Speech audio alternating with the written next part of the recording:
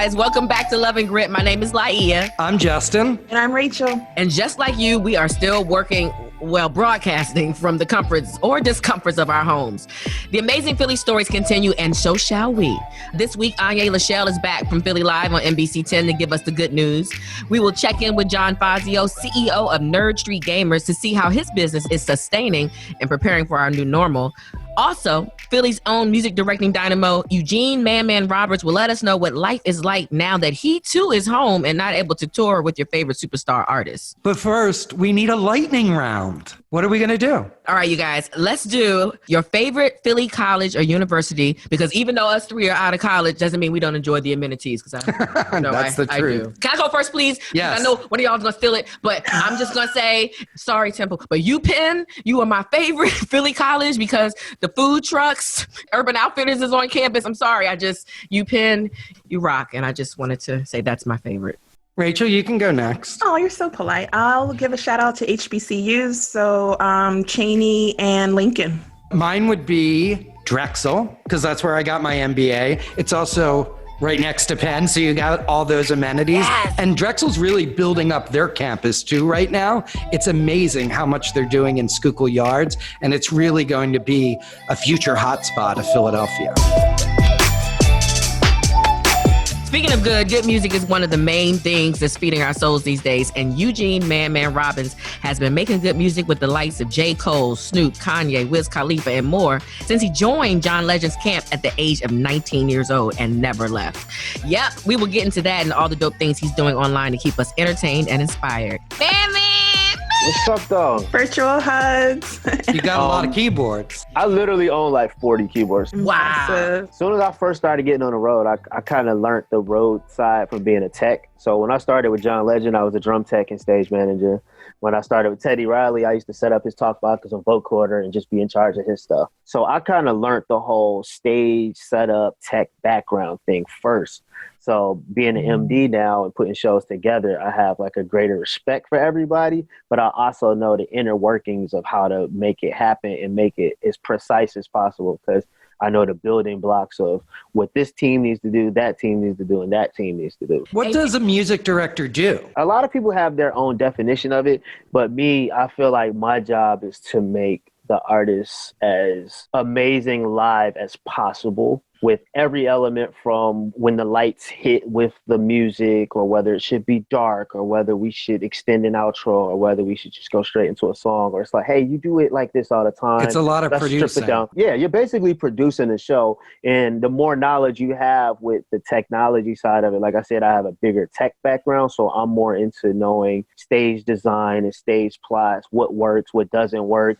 Like I said, I just kind of make the artist as great as possible live with everything I can. Teaching the band, coming up with arrangements, doing programming, helping with stage design, helping bounce the right edits for the choreographer, or if the artist has to go do a feature, making sure I send the right files. It's limitless. What would be your advice then, as more people are doing things on a smaller scale, but like Instagram Live? What type of tips would you give people in that arena? This day and age, technology is so incredible, and so many people are at home right now learning it. So you have to have the best presentation possible. You know, you see some people's lives and the audio is terrible. Going live with somebody, that's more tricky. But when it's just you and you're posting a clip on your page, make sure the audio is right. Make sure you can have the best video as possible. Reach out to people, build relationships. Expand on that, man, because say, for instance, the whole world is watching D-Nice, right? Yeah. And somehow he's able to take his sound, to take those turntables, put it into Instagram and make it come out, and we can hear it on our Bluetooth speakers like he's here. Well, because he's using this thing from Roland.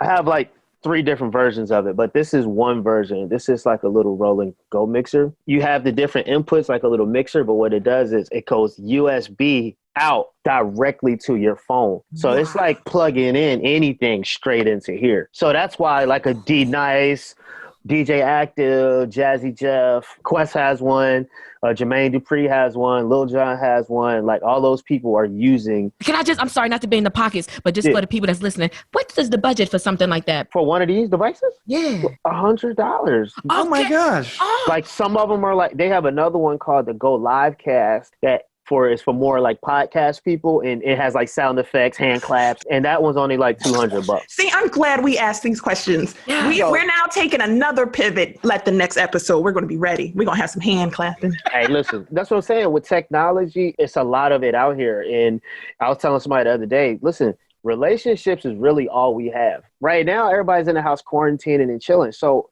a lot of people have nothing to do with their time. So if you just hit somebody up like, hey, can you help me out with doing this? They might help you or at least collaborate with people. Like, So what's your Philly story? I was born and raised in Philly. I went to all public schools. I actually didn't even go to any music schools. I went to William Penn, which is now a football field for Temple. So I grew up playing drums for years. So I was about 15, literally. Like that's how I met Spank and Boots and Daryl. Like I was a drummer. What got you into drums? How did that happen? Just growing up in church. That's like the first instrument you learn how to play almost. Like, and quick footnote for everybody, those names he dropped, like Spank, Daryl, these are drummers for Pharrell and Gaga and things like that are all from Philly. Yeah, we all practically grew up together before the internet. Actually, a more backstory is when I was about like 13, 14, I used to go to this gospel convention, and a lot of the musicians used to play there. So nationally, you would have like the Mike Reed that plays for Janet. You would have Aaron Spears that plays for Ariana Grande now. So we all have known each other for over 20 years or so. So to see each other doing what we're doing now, running into each other in random countries, just like we never even talked about, 20 years from now, we're going to do this. We never even talked about it. But for us to all be in the same place now, it's all have the same relationships and be able to communicate with each other and help each other. It's like really pretty great. But back to my Philly story. So I just grew up playing drums in Philly, and then I started playing for Temple University when I was still in high school. Then I kind of switched over and started playing keys because it was a lot of drummers. And then I wanted to have more control of the music, or like I'm hearing things like we should go here, we should go there, but not knowing notes and not knowing anything, I couldn't really direct where I thought the music should go. So I had to kind of start digging into playing keys and learning more musically. So from that, I just kind of shifted randomly into just being a keyboard player. I was always into sounds and other things that a lot of people weren't into. So it was always like I would get calls just because it was like, hey, just come do you. Do what you do, whether that's talk box, folk quarter, just sounds or whatever you do you. And that just became my thing. Man, a lot of us, we all grew up playing with this gospel rapper, T-Wise. We literally like was touring the East Coast almost every weekend, like 3 SUVs full of gear. We were like doing that like as teenagers. So it was just like, we didn't even know we were preparing ourselves for like the next part of life. So as we all got older, we all started doing different things. Kenny started playing with John Legend, and everybody just kind of started playing with other people. So then Kenny hit me up like, they need a tech guy that knows a lot of technology out here on this tour, like, help set up the stuff on stage. I went out there for like 3 months, learned the whole ins and outs, and then I kind of was playing keys by then. So it was like, oh, no, you want to cover this gig? The keyboard player not going to be there. Then that was just a rolling snowball effect to me start playing with John. And then I was on the gig for a couple years. And then I left and went out with Kanye. We did the Glow in the Dark tour. That was a Philly tour for sure. Between NERD and Kanye's band, it was all of Philly. And we had a ball. Like, hey, the band bus leaving. All right, we're going to get on NERD bus. We see you in the next city.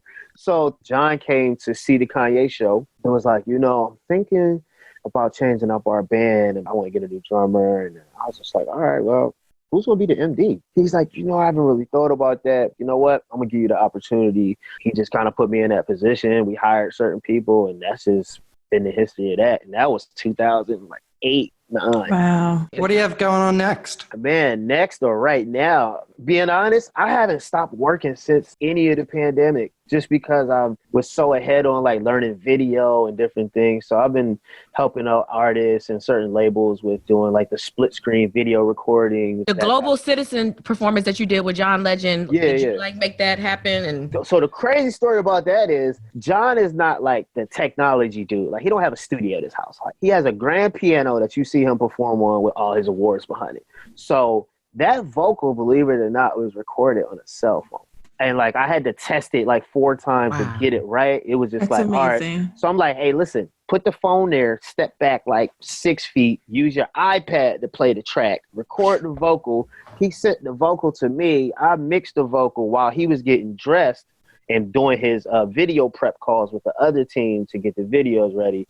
I had to make a track for him real quick to send it back to him for him to record his videos to, and mix the real version while he was recording his videos to get the real version over to the editor. So we did that all like in real time. Like, that's amazing. so that's been my thing, just one-stop shop as much as I can get. And then other things, you know, as a music director, I always try to make sure my friends work or just musicians I work with, making sure they eat. So sometimes I'll take a project. I might not make much off of it, but like I know other musicians are at home. So it's like, all right, you know what? I'm not going to play keys on this song. I'm going to get my homeboy play guitar instead. So let's pay him. Like, you know, so I'm just doing that type of thing, making sure other people are working. It's a lot of connecting. You know, all relationships, no matter what industry or what field you're in, you have to treat it like a real relationship. You just don't get married the next day. Like you have to work into having nicknames for each other. You have to work into knowing that that person going to answer your call no matter what they're doing. Like you have to work into that. So when you build relationships, as that person grows, actually you can grow too. I always tell people, musicians have credit. Either you got good credit or bad credit, right? And then you have no credit. This is really everyone. This is a life lesson. No credit, no one's going to hire you or work with you because it's kind of a big gamble. Yeah. Bad credit, you might turn it around because people are like, oh yeah, they've been on time. Yeah, they actually wore what everybody was supposed to wear. Like, you know that. Oh yeah, they knew the music this time around. Like you could build that. And then good credit is just good credit. I mean, everyone's live on Instagram. They think they all have something to say. Not everybody has something to say. With their head cut off. Instagram Live is like going to Bourbon Street. Like you go in this bar, you see, oh, it's not cracking. Then you go to the next bar. Yo. You know what? They got cheaper drinks. I'm going to pull over for a minute. Someone needs to come up with some Instagram Live etiquette. Well, the etiquette is just know that comments are not in real time.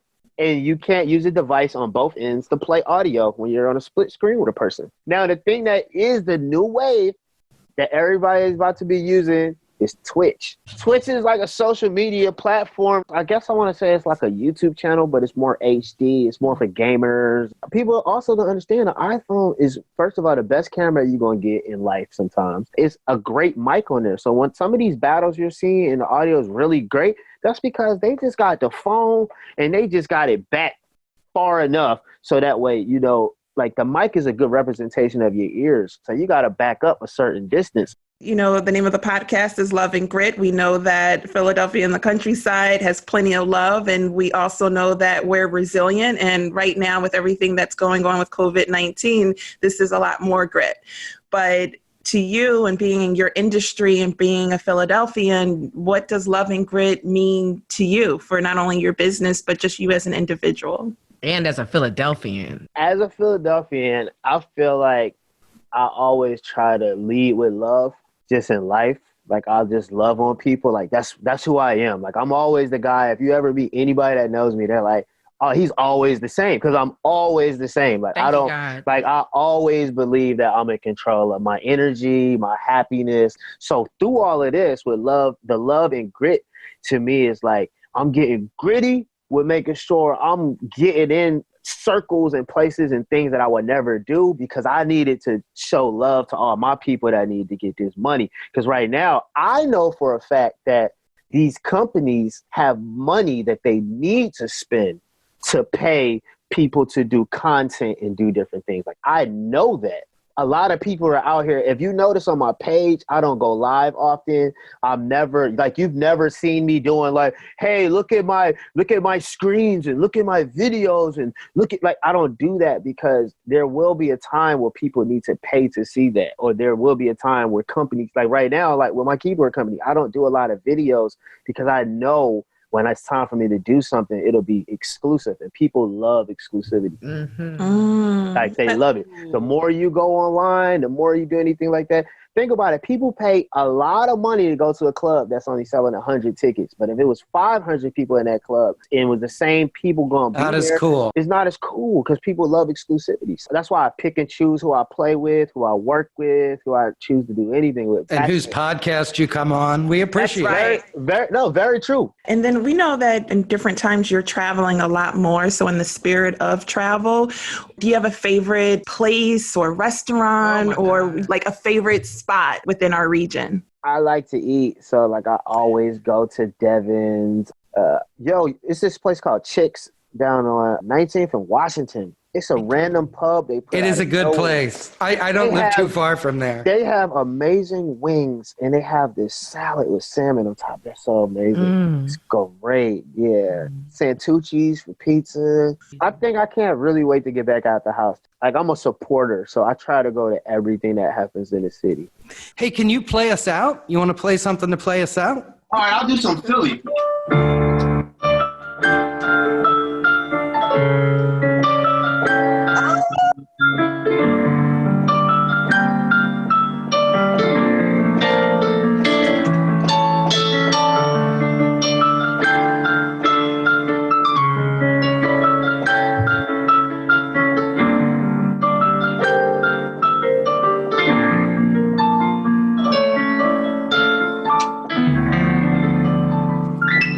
Yeah, love it, grit. Yeah, Philly's on because we was in here. Ooh. Thank you very much. All right, no problem. This has been so much fun. Thank you. Oh yeah, it's been a vibe. Nice. It's been a vibe. It's never not a good time for some good news, so we always have time for Anya Lachelle from Philly Live on NBC 10 because she's always got time for us. Hey, Anya. Hey, everybody. So much good news is happening. My alma mater, Westchester University, a couple of music students from there have launched Worldwide Gratitude Day. It's basically a social media movement. They're encouraging people to post their own covers of Bill Withers' Lean On Me using the hashtags #LeanOnUs and #Day of Gratitude. This is to pay homage and honor all of the COVID heroes who are working the front lines right now. And so I absolutely love this, especially with music being one of my side passions. I love the effort of what they're doing. I think you all should post a cover of your own. You can sing, you can play an instrument, you can dance to the song, whatever you want to do. I think it's a really nice gesture. Yeah, this is not the right crew for that. I would pay money to hear you sing, Justin. Go ahead, Serenader. Go ahead. How much? How Go much? ahead. Yeah, how much? I'm listening. Hopefully we'll see you on Philly Live soon. Yes, I can't wait to be dancing again. Hopefully you guys will dance with me. I know you don't want to sing, but you could at least hopefully bust a move. I'm not going to dance either. I know how to smile pretty. Yeah, we'll smile next to you. I'm ready. Any dance challenge. Okay. Laia's going to represent. We'll talk to you soon. All right, talk to you guys later. Thank you. So esports waited a long time to be taken seriously in the sports arena, and now that John Fazio is here to usher gamers into their full potential through his local tech powerhouses Jarvis, along with his venues and mobile trucks via Nerd Street Gamers, he is leading Philadelphia's foray into the multi-billion-dollar esports industry. So we have to get the skinny on the current state of gaming from a Philly master. So John, I'm not a gamer. Explain this to me. What is going on? Because it seems like it's huge. Yeah, I think for a non-gamer, my story is kind of like a helpful analogy or narrative. And so, I grew up privileged individual with a talent in soccer, but also was a hardcore computer nerd. And so I had this really big kind of dichotomy that I was a computer nerd at night and an athlete during the day. And I had two sets of friends that just didn't communicate, didn't hang out. And at some time in my high school, I got a chance to go to a mall that had a cyber cafe, and they had a gaming tournament going on there. And for the first time, both sets of my friends wanted to hang out. Both sets of my friends are like, wow, we have a common interest playing video games. And so it was this very profound moment for me where it merged my two groups of friends. But more importantly, my whole life, I had this privilege of, that soccer was giving me, where I was being sent around the world, playing in tournaments, traveling the country. It paid for a portion of college. It built the network that I had and built my career on. And so my gamer friends who were putting in just as much time and practice as I was training and playing for soccer, they had nothing, no upside, no benefit. And then for the first time, I saw this tournament and said, wow, it kind of light bulbs went off. These traditional sports pipelines would apply to video games. They're the same form of competition, just non-physical. And that's a wider demographic than traditional sports appeal to. So that's really the essence of competitive gaming. Video games can apply to this wide demographic. Last January, we held a $15,000 Hearthstone tournament, which is a type of video game. And the winner was physically disabled with no usage of his hands. There's really no traditional sports that are open to that type of person. And now they've got competitive pipelines, life opportunities. you know, meeting friends, you're being social. Competition teaches you camaraderie, losing, communication, leadership. All these things now are applicable to people who can't play sports. Wow. Can you explain to everybody what Jarvis and Nerd Street Games' place is in the industry in that way? Yeah, so, you know, the story I told you about going to a mall and seeing this competitive gaming tournament, that was 2004. And so by 2006, I was going to Drexel University to play soccer and build a business plan called Digital Gaming Arena. And I wanted to build a network of gaming facilities across the country to replicate traditional sports for video games, and failed miserably to raise capital. And I had been, as I said, kind of a computer nerd, parents who pushed me towards monetizing my skills in computers. And so I had a background freelancing, doing website development, repairing and building computers. And so when I failed to raise capital for the digital gaming arena concept, I started Jarvis with Chris Alfano, my partner here in Philadelphia, really with the idea that let's take the skill set we have, which is coding, and monetize it. And that grew into a very influential boutique software engineering firm that services the city of Philadelphia, Comcast, and a number of Fortune 500 organizations. And what happened was 7 years into running Jarvis, we were just running LAN parties, which is where you bring all your computers together and play video games at night in the office. And so we're just having fun. And while we're doing that, a friend called and said, hey, do you want to run a tournament for Counter-Strike? And we said, yeah. And as soon as that question came in, the light bulb went off that, like, oh my gosh, we have a company that can fund what we wanted to do, what I wanted to do back in 2005. Let's do it. And that was how we created Nerd Street Gamers. And 3 years after incubating it inside Jarvis's venture incubator, I decided to take it over full time and jump onto Nerd Street Gamers. And Chris Alfano and Kevin Clow, my partner there, had taken over Jarvis. One of the amazing partnerships Nerd Street now has is with another Philadelphia company, Five Below. And the goal of that is to get underserved populations available to play the games, right? Yeah, so one of the things that was very obvious to me at a very young age was that we're not all here having the same experience. And, you know, so one of my favorite kind of life anecdote stories is I was, I think, 9 years old, and it was Christmas, and I really wanted this BMX bike, and my father got me a Robinson bike, which was a really good bike, but it wasn't the bike I wanted.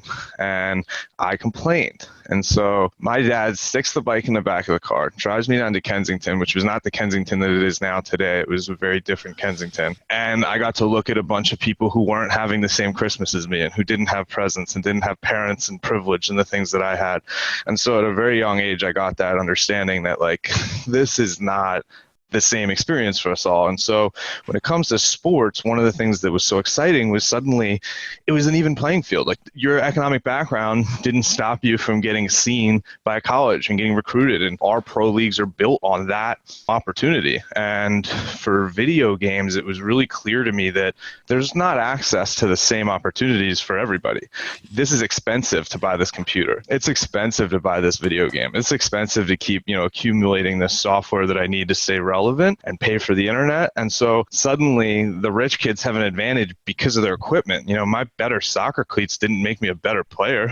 Right. And so that was really obvious. And we wanted to make these facilities crack that barrier. And so really the essence of what we do is lower the barrier by making these facilities more affordable, connecting with high schools, specifically high schools that need it the most, that are in disadvantaged communities and might have hundreds of kids who want to sign up for their esports league, that somebody like Play Versus, which is this national high school esports league, they're offering these awesome competitive opportunities. And these high schools go, great, we have 100 kids here who would love to play and be on the esports team. But we have no lab, we don't have computers, and none of those kids have PCs. So we don't really know how to participate. And what we did was, you know, build a model that could go into these, you know, areas and service them just like your community basketball gym or your football stadium or ice hockey rink that gets rented by maybe 5 schools, and they all use it and they all take advantage of it as a cooperative scale. And so that model was in place when we scaled our Philadelphia building, and then Five Below approached us, you know, said, hey, you know, our whole essence of being is making consumer products as affordable as possible and lowering the barrier of entry to consumer products. And so you guys play really nicely. And guess what? We have an extra 3,000 to 6,000 square feet of space in every one of our 700 stores across the country. can we plug and play your concept? And it was just like a match made in heaven. They were a really dream partnership. And so we have 2 stores that are under development now that will hopefully be done this year. With the current situation, it's very possible they get pushed to next year, but then a rapid rollout strategy to build 75 in 3 years. So it's going to be a really interesting partnership that it's an alignment of brands, but it's scale. So now on the flip side of this, when you have 75 stores all across the country servicing high schools in 75 different locations, those stores provide a connected scale to leagues, to operators, to game publishers, to brands and advertisers who, advertisers would love to be taking part in a demographic that accesses local communities. But it's hard. You have to reach 75 different communities and you have to coordinate those marketing campaigns. We serve it up at scale. So that scale is an opportunity in and of itself that we're really chasing with that partnership. I've seen promotions for esports competitions, and it might be something nationwide where all of a sudden these players, they're in a house together or an apartment together and it's renting for these national competitions. What does that mean for camaraderie and when it comes to relationship buildings and your teammates? How does that work within this arena outside of traditional sports? There's kind of 2 things you referenced there, which is like the living together team houses. And, that's an element that some teams like, some teams don't like, that kind of changes. But the other piece there is the playing in person versus sitting at home and playing online. And this pandemic has highlighted this more than ever, that our experiences are not equal. There's plenty of people saying, oh, stay at home. You need to stay at home. There's other people saying, like, I'm doing my best and I don't have a lot here. There's not a lot. You guys are on computers and watching TV and I don't have that. So what do you want me to do? And so, it's clear that we're not all having the same experience. So when we talk about playing in esports, a lot of us take for granted the fact that we can just jump on our computer and play when other people need that in-person facility just to get access to it. And so, that's a piece. The other piece here is being in person is social. And so one of the worst problems that the video game industry has is toxicity. And where does toxicity come from? Anonymous online culture. When you can't see each other, when you don't know my name, where I'm from, people start talking in ways they would never speak in person. You see this type of egregious behavior get worse and worse and worse. It snowballs. But when you're face to face, it's a lot more like traditional sports. All right, I'm trash talking you, but I'm not insulting your being. I'm not insulting who you are as a person, because we have to, walk away from this together. And so then the third piece there is the camaraderie, the team building, and the leadership. And when you are able to play at home, we talk to parents a lot about the social benefit, but it's really just about being able to balance it and put it in a productive framework where it's not, an obsession and an addiction. It's a productive usage of time. And so, what parents take for granted is that kid who's on Fortnite for 4 hours might have talked to like 1,300 people. Well, see, I was going to ask you that, John, because you are a rock star in the industry and people listen to you in that way. For parents, especially who are home right now with their kids, and because this is a sport that you can play at home at any time of the day, what would you suggest to them as a limit of, all right, 4 hours, 5 hours, all right, you were on for 6 hours a day. Like, when is... So the first thing I will say is I respect anybody's right to parent. I have a 5-week-old, so I'm new to this experience. This is my first. Congratulations. Thank you. I appreciate it. So I'm not going to sit here and say there's a silver bullet and there's an answer for everybody. The other reality is esports is not zero sum. A lot of athletes play and are very big in the esports industry. So for instance, the Philadelphia Union's EMLS professional player for the previous 2 years is getting recruited as a top soccer candidate to go play soccer as well. So, if you're a parent of a kid who's playing traditional sports and video games, you have a very different equation than the parent whose kid doesn't want to go outside and just wants to sit and play video games. So there's no silver bullet here, but what it really comes down to is, in my mind as a parent, it's about your objectives and plan. Like, what do you want your kid to be? How do you want them to communicate? What social framework do you want them to have in a few years, not just tomorrow? And so, on a longer term trajectory, where does that balance fit? Is it, that they can play a couple times a day? Is it that they only have certain days a week? It's really just about balance like anything else. The thing you don't want to do is extremify the experience, because the one thing I know for sure as a kid and now as a parent is you're going to make the kids want to do it the more you tell them not to.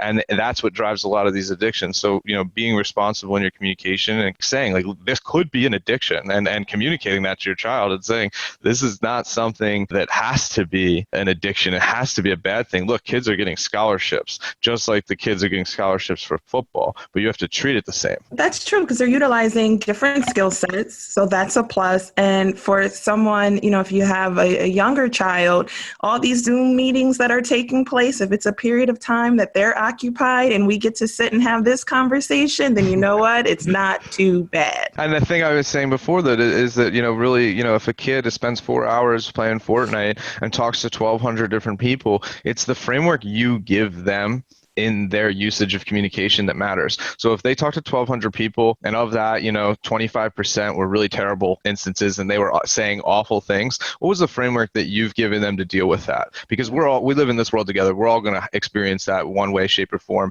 Even the most privileged individuals will, some form, experience that. So how do you deal with it? How do you deal with adversity? How do you deal with strife? That's about your framework, that you give them. And then there's a ton of good experiences. Just the idea of jumping in and out and having to empathize with 40 different personalities. Like last night, I was playing video games with somebody who was in Kentucky and somebody who was in Boston and somebody who was in Virginia. And there's not a lot of experiences that you get like that, but I'm jumping in and out. I'm empathizing. I'm learning how they think. We're talking in between matches. We're getting an idea of, these different demographics. Those are things your kids are doing. And so it's good to highlight and understand those while giving them a framework, to deal with the bad side. And so this is what we're really passionate about is it's not just the hardware infrastructure. It's also the infrastructure that kind of provides a framework of opportunity because we focus on financial privilege. And that's a big piece, but there's another big piece of privilege too, which is social privilege. Just having a communication framework to communicate your ideas and not just want to hit somebody when you're angry.